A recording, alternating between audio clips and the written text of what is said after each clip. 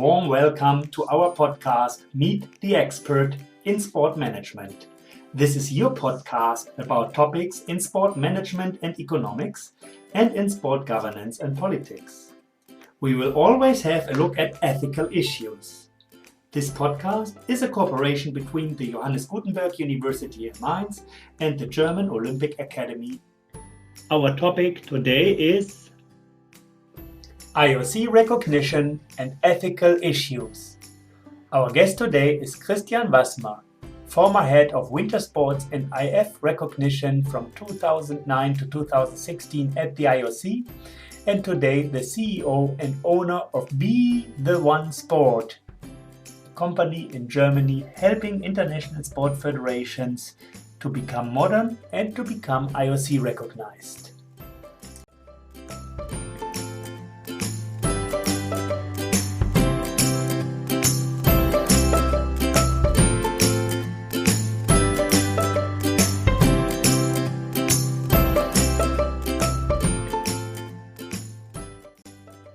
My guest Christian Wassmer grew up in Germany. In 1993, he moved to the United States to earn his degree in mass communication, and later he moved to Japan, Fukuoka City, to get his degree in international relations. He then went back to the United States and became Division I collegial head coach in tennis, as tennis and skiing are his main sports. He was teaching at the University of Texas and worked during that time also as a foreign correspondent for the German sports television and also the print media. In 2006, he went back to Switzerland, and there he was the head coach and deputy CEO of the Tennis Academy in Lucerne, where he was also organizing as a tournament director the ITF Lucerne Open Tennis Championships. A little later, he was joining the International Olympic Committee. It was in 2009, and he moved up until he became the head of winter sports and IF relations, responsible for the winter sports and IF recognized section. He was at the IOC until 2016, and then he left and founded the company betheone Sports, where he is consulting IFs that want to get IOC recognition. I'm very happy to welcome Christian here as my guest in our podcast.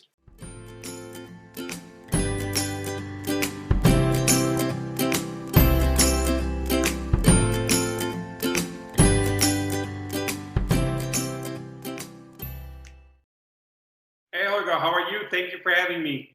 Yes, thank you for coming, Christian. That's nice. My first question today is, what is sport? To me, sport is the one thing that sets sports apart from every other area in life and professional field is ethics. The ethical part, I think, makes sports unique. And why am I saying that? If you think about anti-doping, sport is the only walk of life, is the only sector where you have an international organization governing anti-doping, basically. This does not exist. This does not exist in business. This does not exist in entertainment. A lot of times when I discuss with my students what makes sports unique, I hear the competition. Well, we have competition in many other walks of life. Mm-hmm. We got physical aspects. Well, there's a lot of things where you need to be physically fit in order to do your job, but it doesn't necessarily has nothing to do with sports. So the ethical part, I think, to win fairly is something that is deeply ingrained into sport, and in particular, anti-doping. I can't think of another job in the world where on an international level, where you need to be able to prove that you are clean, that you don't use any performance-enhancing drugs. Yes, that's it. But that's interesting when we turn now to esports, as our audience may be interested to learn about esports. they are already in the Asian Games as a sport and want to enter the Olympic program. And as you are very good in knowing what is required to become an international federation or to be recognized by the IOC, what is about esport? I mean, how can we test and do doping tests there? They do doping tests, I think, isn't it? I mean, I think in the area of anti-doping, I don't see why we wouldn't be able to do anti-doping tests in esports. We have anti-doping tests in the IOC-recognized Mainz sports, for example, in chess or in drafts. They are complete signatories of the WADA code. They get tested in a lot of those sports. You're trying to lower your heartbeat or your pulse, and you can take certain medications to enhance your performance. So for esports, I don't think anti-doping would be a big challenge. I think what is their challenge? So what is needed to become an Olympic sport? So there needs to be an international federation that speaks for the entire esports community. We are dealing with quite a unique organization where game developers, distributors are a major part of the family, something that we don't have in our traditional federations. And there needs to be an international federation that is accepted from within the community. And then also they need to answer the question, what is esports? Because for a lot of the traditional sporting fans, esports is your electronic football game or your electronic basketball game. But to the majority of the esports games, the most popular games anyway, are League of Legends, are Counter-Strike, Fortnite games, so strategic games that involve shooting and so forth. So they need to clarify what they are if they want to become part of the Olympic family. It's clearly they have a right to exist. It's a massive property, something that is appreciated by many people around the world. Now, that doesn't necessarily mean because of that they will receive the IOC recognition. It's interesting that you say that, because what I hear most is that people are concerned that violence is too much in e-games and that it is related to the values behind esports and not the reasons you say here. Now, I think that's again, it's an area where esports is not different. We have a lot of international federations that govern many different disciplines, and some of their disciplines are on the Olympic program and some others are not. And obviously then there's reasons for it. So just because you are recognized by the IOC, for example, if your dream is to be part of the Olympic program, doesn't mean you need to put forward your games that maybe quote unquote glorify violence, but maybe you focus on the games that show the passion, that show sports, the traditional sports. So I don't think that's where esport is very different. International Gymnastics Federation, for example, they have a lot of disciplines on the Olympic program, but they don't have all of their disciplines on the Olympic program, for example. Mm-hmm. So we talk a lot about recognition of the IOC. What is and why is IOC recognition so attractive for federations, as there are so many that strive for recognition? And I saw that there are 36 recognized international sport federations, but they are not in the Olympic program. So maybe you can tell our listeners here in our podcast, why are recognitions so interesting, and yes, why are so many there without being then in the Olympic program? So number one is funding. If you're recognized by the IOC, you're going to receive funding. You're going to receive direct funding from the IOC. The National Olympic Committees at their liberty can also then recognize the national federation in their respective countries. So there will be additional funding coming into your sport. Number two is visibility and the use of the Olympic rings. The Olympic rings are the most recognized symbol around the world. And if you can connect your sport with those 5 rings, you become much more attractive to the general public and to sponsors. And thirdly, it's a prerequisite to be eligible for the Olympic program. I think if you talk to most of the athletes from sports that want to be recognized, when you ask them, what is your goal? What is your biggest dream? None of the athletes are going to tell you, oh, I want to be recognized by the IOC. That's not what their dream is. They want to compete in the Olympic Games in their sport. So you need to be IOC recognized if you want to get on the Olympic program. And this is certainly something that a lot of athletes will tell you. But you get already also some benefits when you're only recognized. So some support and some little money and access to the games and so on, isn't it? That's correct. Yes. So you get annual funding. You get invitations to Olympic Games, so you can work other leaders. You can see other leaders of the sport and talk to them on what it takes to be on the Olympic program. You can use the logo and the properties of the IOC. You become part of the family. So there's an amazing library of information that is there. With any question you have a direct pipeline to many international federations and the IOC if you want to develop your sport.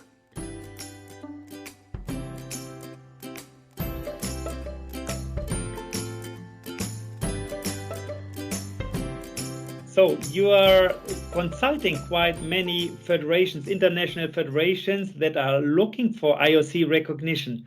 But we had also some federations that were in danger of being kicked out of the Olympic program, like wrestling, or at the moment we have AIBA from boxing and weightlifting, which are, let's say, observed by the IOC if they behave well.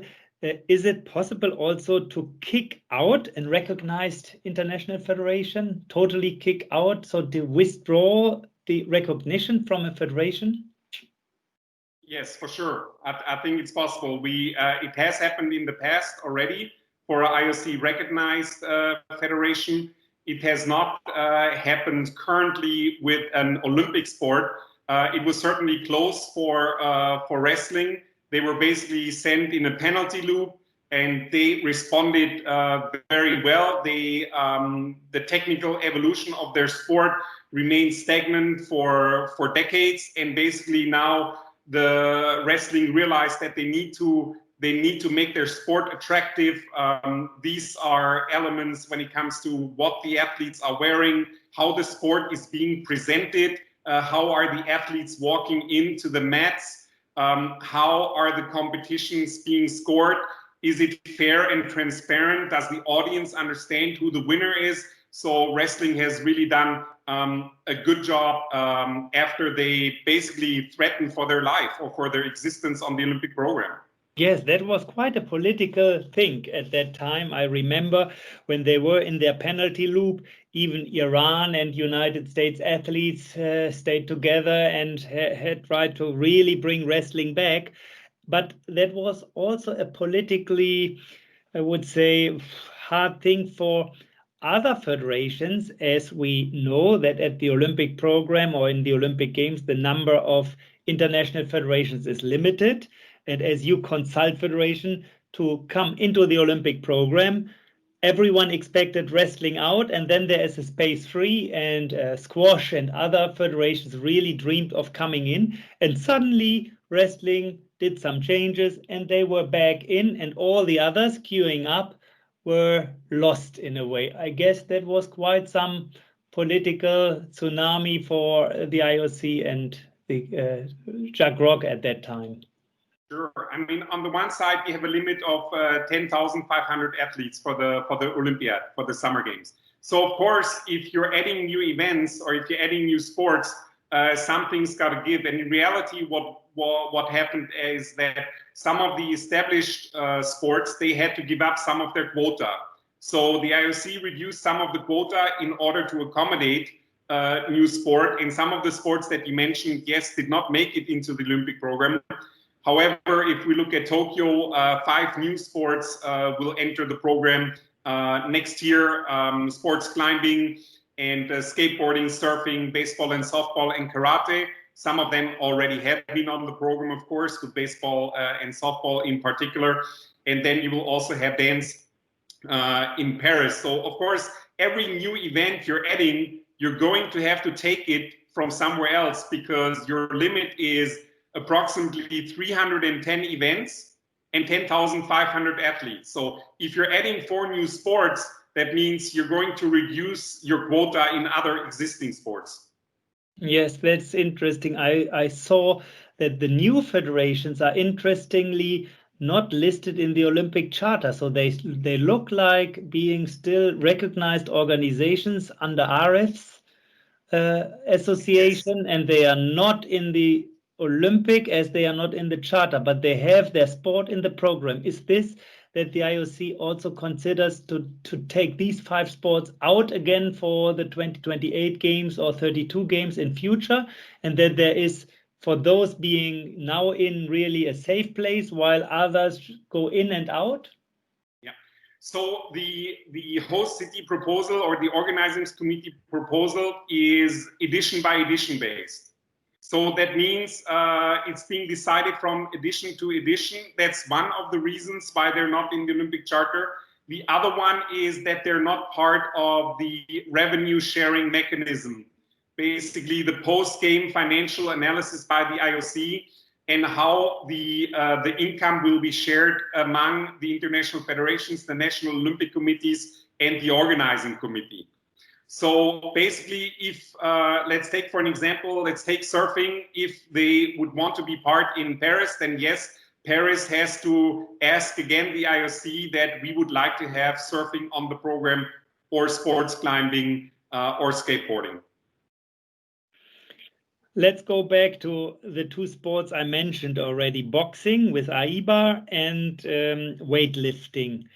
What would you, as an expert, recommend them to do to keep their place in the Olympic program, or at least to be more safe in the Olympic program? As for our listeners, the AIBA, we all know that the federation is, so to say, out for Tokyo, and that boxing is organized or politically taken over by Gymnastics Federation, which sounds funny, but at the end, certainly, it's a professional boxing, and organization is all perfect. It's just from a political side that gymnastics took over. Anyhow, we have boxing, but without a federation, but it is a risk that they may be kicked out of the Olympic program. So what is your recommendation to them?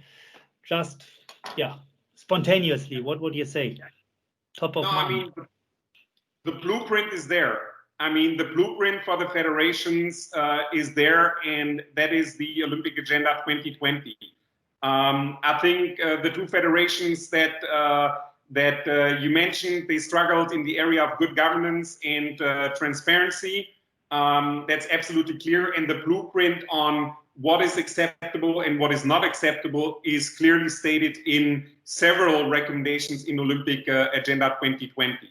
When it comes to some of the challenges these sports face in the fight against doping, that pathway is also very clear, because the IOC doesn't necessarily penalize you by the amount of positive cases, but how you manage it and how you test and how you communicate. Because obviously we have other sports on the program that are fairly high with positive cases. However, they grab the bull by the horns, so to speak, and they tackle it head on and do as much as they can in the area of testing and transparency in and out of competition testing. And so I think this would be my recommendation.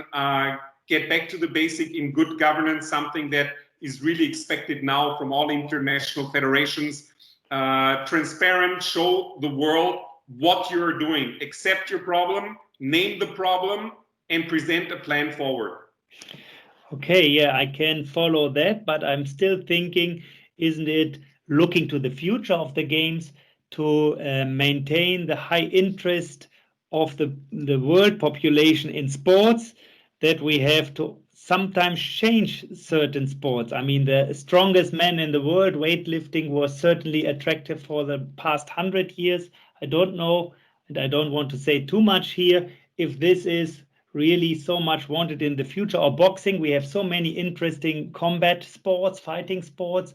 Is it this kind of boxing that should be in the Olympic program, as we learned from the Youth Olympic Games and the new formats, speed climbing, for example? I saw it the first time in Buenos Aires. I thought, this is really interesting. I never saw that they go up walls like monkeys and so on. So in wakeboarding and so on, all these sports for the kids and young isn't it time, and inline skating and so on, that this kind of sport should move in with partly at least kicking out old sports?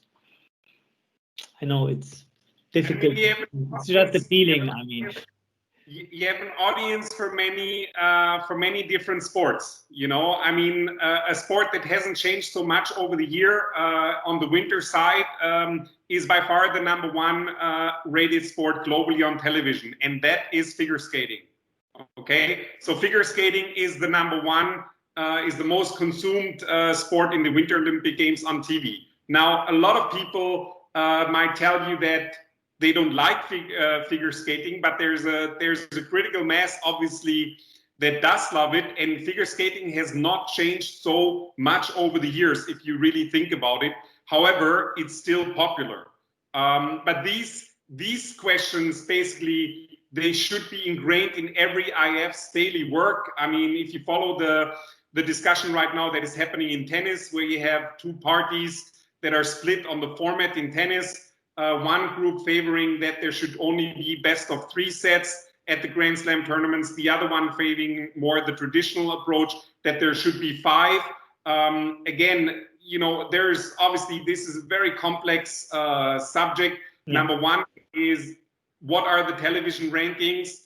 The health of the athletes. Are there too many competitions? Is there too much competition? So very hard to compare sports with each other. Yeah, that's true. And at the end, luckily, it's not you or criteria that decide that. At the end is the IOC session with all the IOC members, and they vote for it, and they have to make their decision. And certainly the criteria that judge about a sport is just giving, so to say, the homework. And then at the end, they have to be fitting into the political agenda or whatever IOC members think if this sport should be in or not.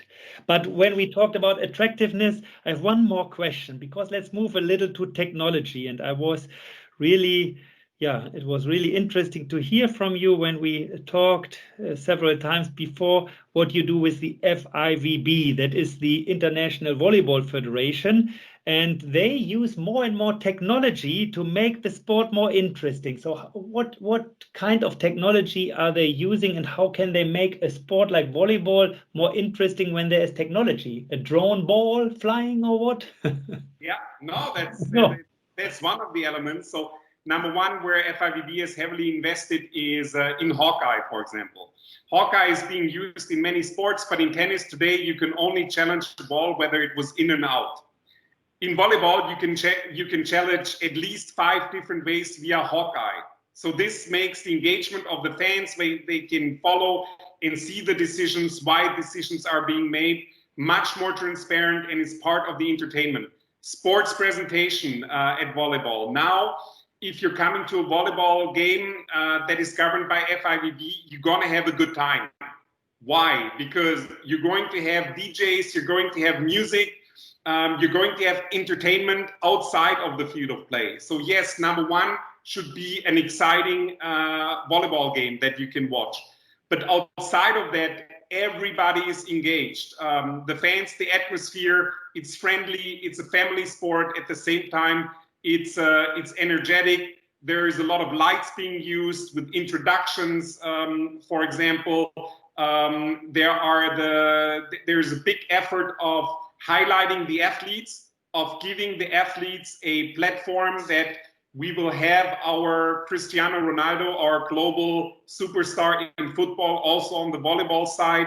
We have a lot of superstars on the national levels in volleyball, but we truly lack your global superstar that everybody will recognize. Okay, Christian, it sounds like you're a volleyball player yourself.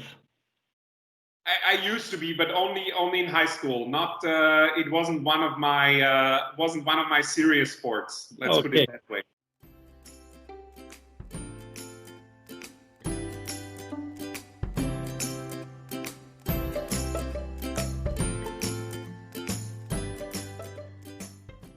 Okay, now let me challenge you. We come to an end and I ask you 5 questions and you have only a few seconds, or even not a few seconds, 2 to 3 seconds to answer my question. Okay, are you ready? I'm ready. Okay, then take the challenge and I ask you first, what was your worst injury you had? 9 knee surgeries. So all meniscus, cartilage damage, all through skiing and tennis. And probably the worst one was the one that I suffered about 3 months ago. Too old, too stupid, went on the court, thought I'm still 20 years old, played a long match, and afterwards the knee was swollen, and when took an MRI and the news was bad, had to get knee surgery number 9. Oh my God. At least it's not double digits, so we hope that this never will happen after your number 9. Let's go to something more positive. What was the most exciting Olympic experience you had? It was in 2004 in Sochi when we realized that 2 days before the start of the alpine skiing competition that we ran out of salt. We didn't have any more salt to put on the field of play, which is of course essential to prepare the conditions for the best possible way for the athletes. So we had to organize overnight tons and tons of salt, and we got that in an amazing story. The salt came from the Himalayas, transported with a Bulgarian plane to Switzerland, molded and refined in Switzerland, and flown back to Sochi, and we saved the alpine skiing competitions. Great article on this story that I'm willing to share with you on the New York Times. We made the front page with this story. So we saved the Olympic Games by adding salt, and the only way we could get that much salt in there, because there was a rule in Russia at the time that for construction material there can be no imports from foreign country. So we declared it as salt for the local Italian restaurant, and so customs cleared us because it was edible salt, and with salt we saved the Olympic alpine competitions. So that was quite expensive then, because when I use Himalaya salt in my kitchen, I know this is not the cheapest one. Anyhow, yeah, cool story.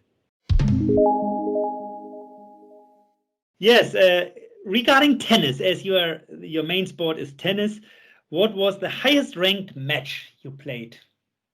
It was when I was in college, and my partner and I played the number 1 team in the nation in NCAA Division 1 from Stanford, and we beat them in 2 sets. That was probably my fondest memory, to beat the number 1 ranked team in the nation. Both of them then went on and played professionally on the ATP Tour and were very successful in doubles. So that was probably the highlight on the court.